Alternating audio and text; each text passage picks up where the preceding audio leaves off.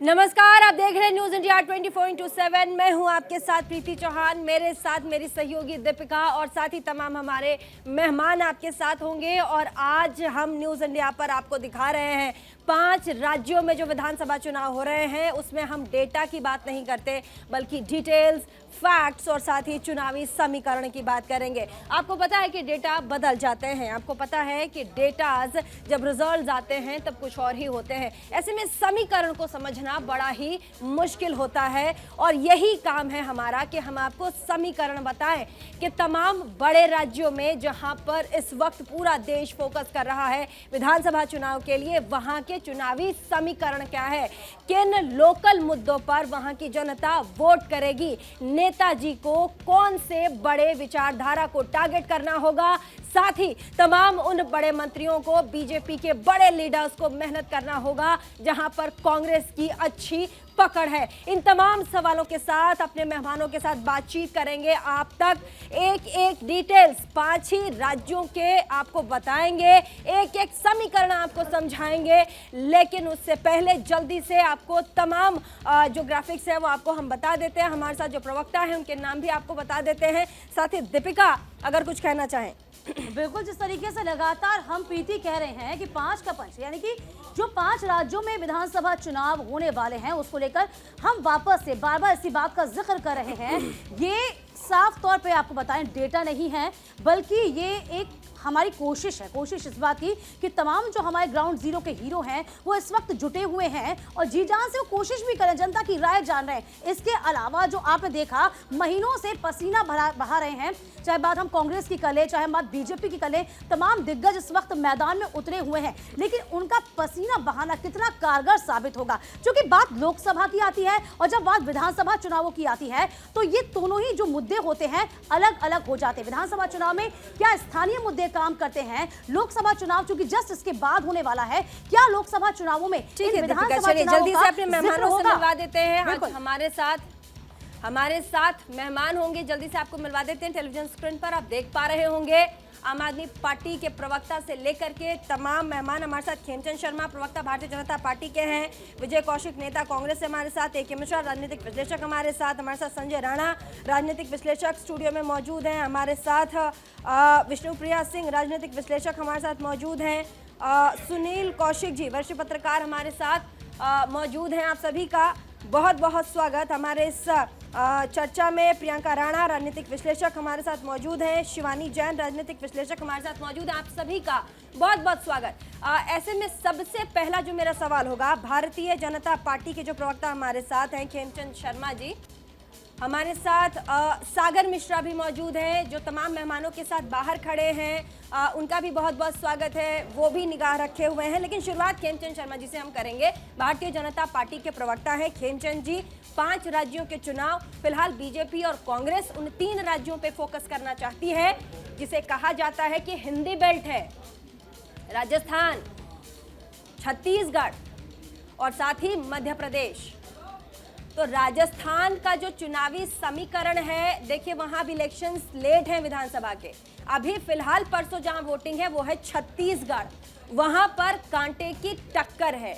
कैसे देखते हैं आप छत्तीसगढ़ के इस मुकाबले को? 7 तारीख की वोटिंग है, आज 5 है, कल 6, परसों वहां के लोग वोट करेंगे। 2 चरणों में मुकाबला है, 2 चरणों में वोटिंग होगी। घोषणा पत्र में आप लोगों ने कहा कि मोदी की गारंटी है, ये मोदी की गारंटी पे क्या छत्तीसगढ़ की जनता इस बार भारतीय जनता पार्टी को सत्ता में लाएगी?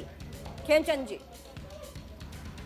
आपके माध्यम से समस्त माताओं को अहोअष्टमी की शुभकामनाएं। देखिए हमारे लिए 3 नहीं 5 राज्य, समस्त माताओं को अहोअष्टमी की शुभकामनाएं। देखिए हमारे लिए 3 नहीं 5 राज्य इंपॉर्टेंट हैं। भारतीय जनता पार्टी छोटे से लेके बड़े चुनाव सभी को पूरी शिद्दत से लड़ती है और हमारी क्योंकि पार्टी कैडर बेस्ड पार्टी है, हर जगह हमारा कैडर साथ में मिलकर सहयोग करता है। आपने छत्तीसगढ़ की बात की, छत्तीसगढ़ में जिस तरीके से 5 साल में कांग्रेस ने जनता को लूटा है, भ्रष्टाचार वहाँ पे व्याप्त हुआ है और रिसेंटली हमें पता चला है किस तरीके से वहाँ के सीएम ने फ्रॉड तरीके से पैसा लिया है, हवाला के थ्रू पैसा लिया है ताकि वो चुनाव जीत जाए। ये अपने आप में दिखाता है कि हवाला कारोबारियों से पैसा मंगाना पड़ा, कि उनकी जो पोजीशन है वो कमजोर है, वो पैसे के बल पे वहाँ पे जीतना चाहते हैं। टू द पॉइंट अगर हम बात करें, क्योंकि बहुत सारे गेस्ट हैं, टू द पॉइंट। देखिए हमारी जो मोदी जी का मतलब ही विश्वास है, मोदी जी का मतलब ही विश्वास है। मोदी जी जो कहते हैं वो जरूर करते हैं। हाँ। जिस तरीके से उन्होंने केंद्र में अपनी बातों को पूरा किया, 370 को हटाया, ट्रिपल तलाक को उन्होंने हटाया, राम मंदिर वो बनवा रहे हैं, जिस तरीके से उन्होंने गांव-गांव में हर एक किसान को मदद देने के लिए, लेकिन मोदी जी को खेमचंद जी ऐसा नहीं लगता, मोदी जी को आपने आगे किया और कहीं ना कहीं रमन सिंह जो हैं, जो 15 साल तक रहे हैं छत्तीसगढ़ में, वो कहीं ना कहीं थोड़ा पीछे हो गए हैं। विजय जी आप कैसे देखते हैं? यहाँ साफ तौर पर आपने मंच से तो बोल दिया था कि 17 गारंटी जरूर है, लेकिन क्या ये तोड़ कांग्रेस के पास है, जो कांग्रेस ने अभी तक तो जारी भी नहीं किया? क्या माने हम इसको?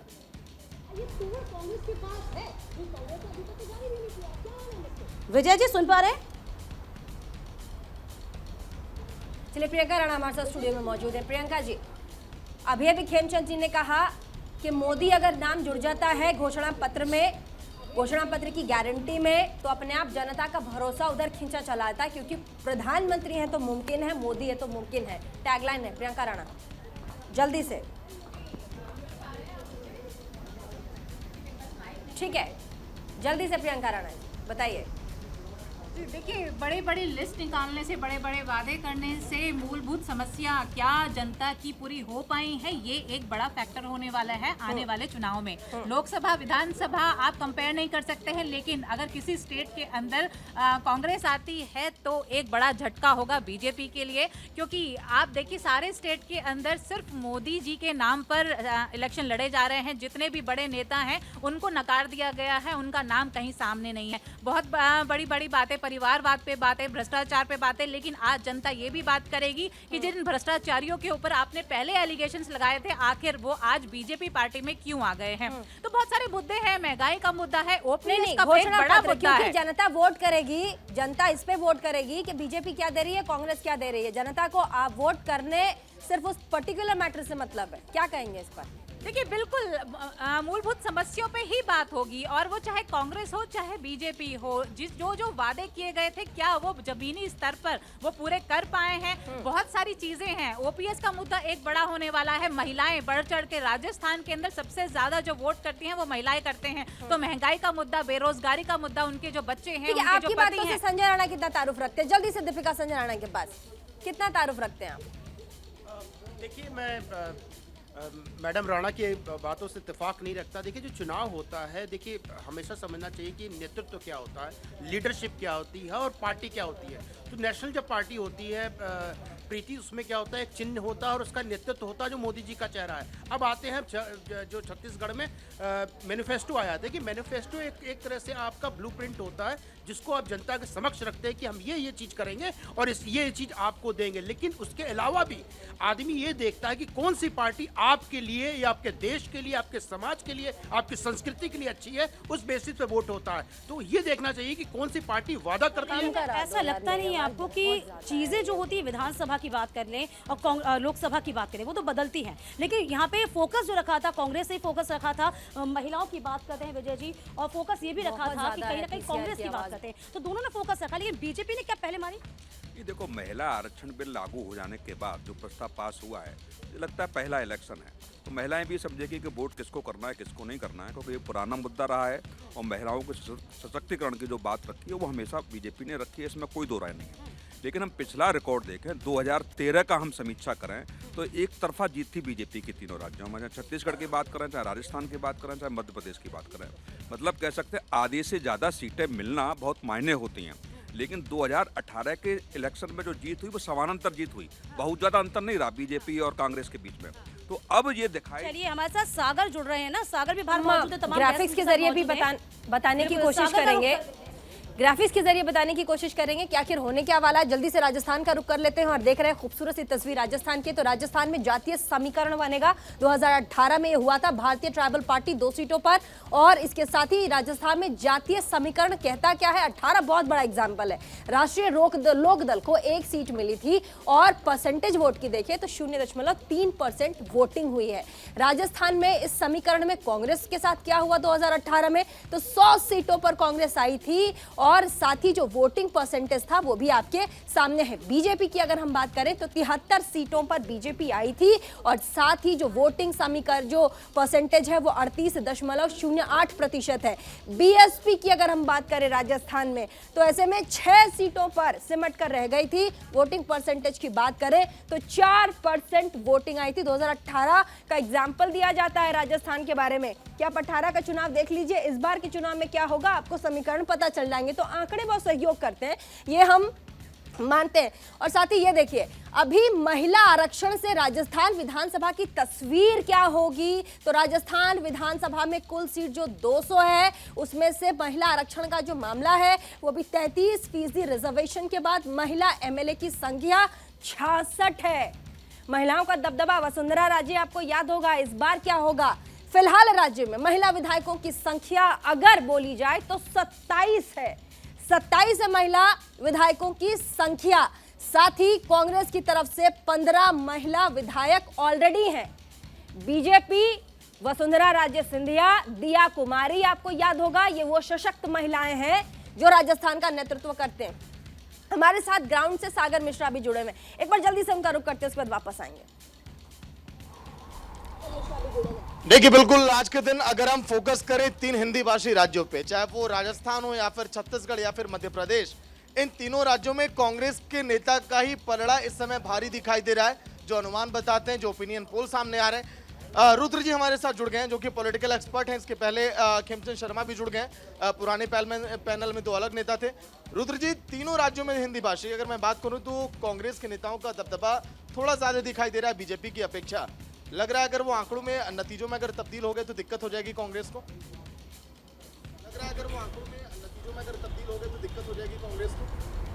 देखिए, आंकड़े जो आपके आपके चैनल के अन्य जो एक बहुत बड़ा, क्योंकि जो आंकड़े होते हैं वो बहुत लिमिटेड परसेंटेज के होते हैं। बहुत कुछ लोगों का एक सर्वे हम करते हैं। देखिए, छत्तीसगढ़ में मैं कह सकता हूं कि अगर हम पुराने 3 जो चुनाव हुए थे उनको अगर देखा जाए तो कांग्रेस की स्थिति कभी भी बहुत खराब नहीं रही। वो हमेशा से ठीक ठाक रही। इसके बावजूद भी कि अजीत जोगी की अलग पार्टी बन गई पिछली बार, उसके बावजूद भी ठीक ठाक रही। इस बार भी अजीत जोगी हालांकि नहीं है, उनके बेटे चुनाव में उतरे हुए हैं, तो कुछ न कुछ वो डैमेज करेंगे अजीत जोगी के बेटे। लेकिन उसके बावजूद छत्तीसगढ़ को छोड़ के अगर हम मध्य प्रदेश और राजस्थान में आते हैं तो छत्तीसगढ़ में मैं मानता हूं कि मामला बहुत कांटे का है, क्योंकि कांग्रेस की स्थिति कभी खराब नहीं रही। इस समय भी उनकी भूपेश बघेल ने अच्छा प्रशासन वहाँ दिया है। अगर मैं अभी हालिया में जो भ्रष्टाचार के जो मामले आए हैं उनको छोड़ दिया जाए तो, वरना उन्होंने 5 साल में अपनी सरकार बनाए रखी, मजबूती से बनाए रखी, आलाकमान को भी खुश रखा, जनता को भी खुश रखा। राजस्थान में देखिए, जब हम बात करते हैं तो राजस्थान में कांग्रेस कभी भी बहुत अच्छा नहीं कर पाई सरकार में रहने के बावजूद भी।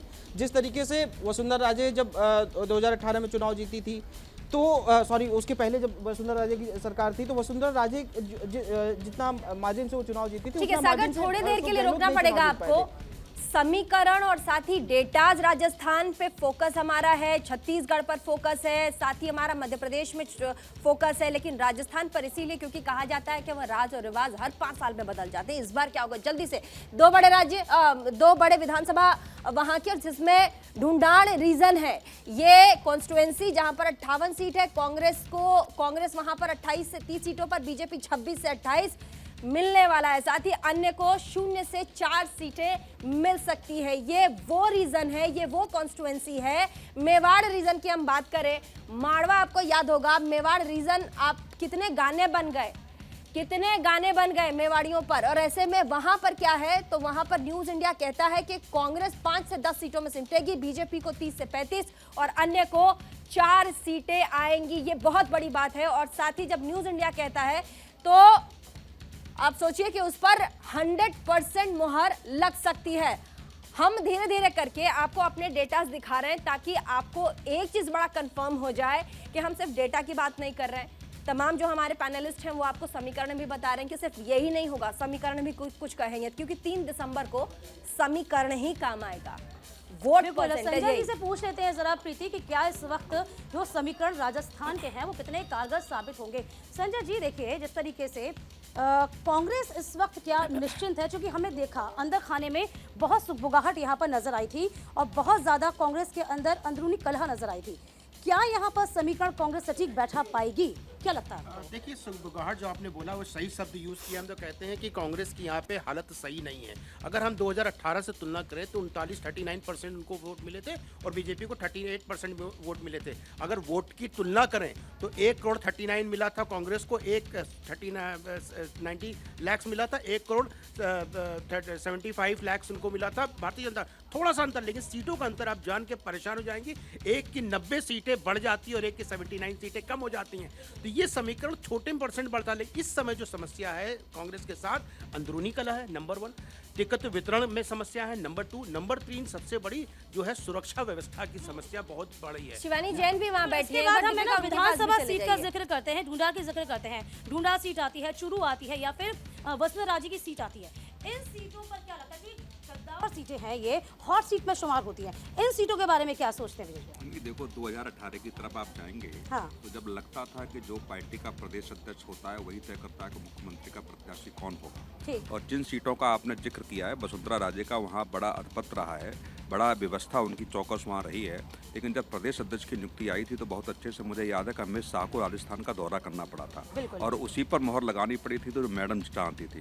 तो वहाँ जो जिन सीटों का आपने जिक्र किया है, निश्चित तौर से सिंधिया मैडम जो हैं उनका जो साइडलाइन किया गया था, फिर दोबारा टाइमलाइन में लाने का प्रयास किया गया है कि वो उनकी वापसी भरपाई कर पाएगी कि नहीं कर पाएगी, ये समय पर निर्भर करेगा। बिल्कुल बिल्कुल। देखिए महिलाओं का जिक्र किया गया था हमेशा। अब आपको क्या लगता है कि जो महिलाओं की बात की गई थी उस पर बीजेपी ज्यादा फोकस रखेगी या फिर यूं कहे कि बाजी कौन मारेगा, कांग्रेस या बीजेपी, क्या मानते हैं? बीजेपी ने अपना एक पैतरा खेल चुकी है, वो एक वुमेन्स बिल को लाकर, और मुझे लगता है वो कहीं ना कहीं कारगर होएगी। हालांकि उसका ज़्यादा जो है इफ़ेक्ट नहीं पड़ना चाहिए, लेकिन वो कहीं ना कहीं महिलाओं को आकर्षित ज़रूर कर रहा है कि वो ज़्यादा से ज़्यादा महिलाएं बाहर निकल के आएगी और वोट बैंक कहीं ना कहीं बीजेपी के खामे में जाएगा और जिसका नुकसान कांग्रेस को उठाना पड़ेगा। इसके अलावा बहुत से और भी मुद्दे हैं जो लोगों को वहाँ की परेशानियों से झेलना पड़ रहा है।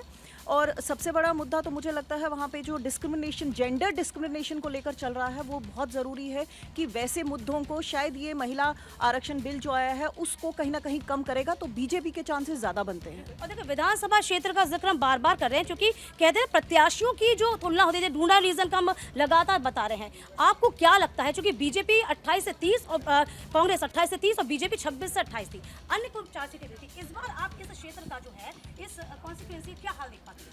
देखिए हर एक स्टेट के अंदर और हर एक कॉन्स्टिट्यूएंसी के अंदर आपका जाति समीकरण बहुत अहम होता है हमारे देश के अंदर। आप किसको कब टिकट देते हैं और किस तरह से, कांग्रेस किसको टिकट दे रही है, ये बहुत महत्वपूर्ण है और बीजेपी के लिए भी बहुत महत्वपूर्ण है। और वसुंधरा राजे को इग्नोर करना, ये एक कहीं ना कहीं ऐसे लीडर्स होते तो साथ में है, लेकिन अंदर कितना डैमेज कर देते हैं ये आपको पता नहीं चलता। ये तभी पता चलता है जब वोट डाली जाती है। और इसी डैमेज से बचने के लिए कहीं ना कहीं वसुंधरा राजे को आगे किया गया। और देखिए शानदार जुलूस हमने कल देखा था जब नामांकन करने गई थी और वो नजारा ही कुछ अलग था। ये बात कहीं ना कहीं बीजेपी को भी समझ में आ गई। अच्छा, कांग्रेस को लेकर क्या लगता है, क्योंकि कांग्रेस में वही चीजें चेहरे रिपीट किए गए हैं जो पहले थे? देखिए अभी विमेन रिजर्वेशन बिल की भी बात जो मैम ने की, मैं उस पर एक चीज़ बोलना चाहूँगी। आप ये भूल गए विमेन रिजर्वेशन बिल आया, हम बहुत खुश हुए, लेकिन उसके बाद जो चीज़ें आई वो सामने वो लाके तो वो बहुत गलत लगी महिलाओं को कि वो लागू होगा 2029 में। तो ये आप अभी क्यों लाए, जस्ट बिकॉज वोट की बातें थी। और मैं आपको एक चीज़ और बता दूं, राजस्थान में कांग्रेस का ठीक है, चलिए मैं तुरंत आपके पास आती हूँ दीपिका, हमें रुक करना पड़ेगा ग्राफिक्स का और हम सीधे आपको लिए चलते हैं राजस्थान की शेखावटी में वहाँ का जो समीकरण है क्या कहता है आपको दिखा देते हैं। शेखावटी का जो रीजन है वो शेखावतों के लिए जाना जाता है। 21 सीटें इस पूरे रीजन की है। कांग्रेस को 5 से 10 सीटें आएंगी इस पूरे रीजन में और बीजेपी को 30 से 35 सीटें आएंगी। अन्य 4 आपको याद होगा गजेंद्र सिंह शेखावत जो कि इसी रीजन से आते हैं, कैबिनेट के मंत्री हैं और साथ ही कहा जा रहा है कि इस बार वो चेहरा हो सकते हैं मुख्यमंत्री का। तो ऐसे में ये जो रीजन है शेखावटी रीजन जहां पर 21 सीटें, ये बड़ा इंपॉर्टेंट हो जाता है। हमारे साथ रत्नाकर सिंह जी भी हैं और साथ ही देखिए हाड़ौती रीजन की अगर हम बात करें, हम गेस्ट पे जाएंगे, लेकिन ये हाड़ौती रीजन है, 17 सीटें यहां पर है। और साथ ही ये देखिए, ये जो सर्वे है हमारा, इसमें कांग्रेस को 1 से 3 सीटें आ सकती है, बीजेपी को 14 से 16 और अन्य को 0। तो एक एक करके हम तमाम कॉन्स्टिट्यूएंसी की बात कर रहे हैं। न्यूज इंडिया आपको एक एक डेटा बता रहा है। मारवाड़ रीजन की भी बात कर लेते हैं। 61 सीट यहां पर है। कांग्रेस को 20 से 22 सीटें यहां पर आने की उम्मीद है। बीजेपी को 35 से 40 सीटें आएंगी। और साथ ही मारवाड़ रीजन में ये देखिए, अन्य जो वहां पर अन्य दल के लोग होंगे, जो पार्टियां होंगी, उन्हें 0 से 4 सीट आ सकती है। ऐसे में एक एक करके हम आपको बता रहे हैं कि कैसे जो रीजन्स हैं, जो कॉन्स्टिट्यूएंसी है, वहां पर अलग अलग विधानसभा के जो इलाके हैं, वहां पर क्या होने वाला है। जल्दी से रत्नाकर सिंह जी के पास हम चलेंगे। 12,000 रुपए बीजेपी दे रही है छत्तीसगढ़ में महिलाओं को सालाना। इससे कैसे कांग्रेस पार पाएगी, क्योंकि बहुत बड़ी चुनौती है ये घोषणा पत्र में जो मुख्यमंत्री प्रधानमंत्री गारंटी योजना में किया गया है। जी देखिए, निश्चित रूप से हमने जो भी घोषणाएं की हैं घोषणा पत्र में अपने पूर्ववत में, चाहे वो कर्नाटक ले लीजिए चाहे हिमाचल ले लीजिए, एक सेकंड में रुकना चाहूंगी रत्नाकर जी। राजस्थान में 200 सीटों पर लड़ाई है, ऐसे में होने क्या वाला है जल्दी से आपको बता दें तो कांग्रेस को 70 से 75 सीटें आएंगी, बीजेपी को 120 से 125 सीटें आएंगी, अन्य को 8 से 12 सीटें आएंगी। ये न्यूज इंडिया इस पर मोहर लगाता है, ये न्यूज इंडिया का डेटा है। और साथ ही हम ये चुनौती देते हैं तमाम दूसरे मीडिया संस्थान को जो ये कहते हैं कि हम सटीक दिखाते हैं। हम आपको बता दें कि राजस्थान में चल क्या रहा है, जिसकी जानकारी तमाम पैनलिस्ट हमारे पास और वो आपको दे रहे हैं। 200 सीटों की लड़ाई है और बहुत ही महत्वपूर्ण है, जिसमें कांग्रेस को 70 से 75, बीजेपी को 120 से 125 और अन्य दल को वहां पर देखिए 8 से 12 सीटें आ सकती हैं। जल्दी से ये डेटा हम आपको दिखाएंगे और ये जो 5 का पंच है लगातार जारी रहेगा। हमारी सहयोगी दीपिका, साथ ही हमारे साथ ग्राउंड जीरो से सागर मिश्रा भी खड़े हैं, वो भी आपको तमाम गेस्टों के साथ बताएंगे कि होने क्या वाला है। छोटे से ब्रेक के लिए में रुकना पड़ेगा, कहीं मत जाइएगा, देखते रहिए हमारे ये 5 का पंच के 5 विधानसभा चुनाव में इस बार कौन सा ट्रेलर हम देखेंगे, जिसकी फाइनल पिक्चर साल 2024 के लोकसभा चुनाव में पूरे देश को देखना पड़ेगा।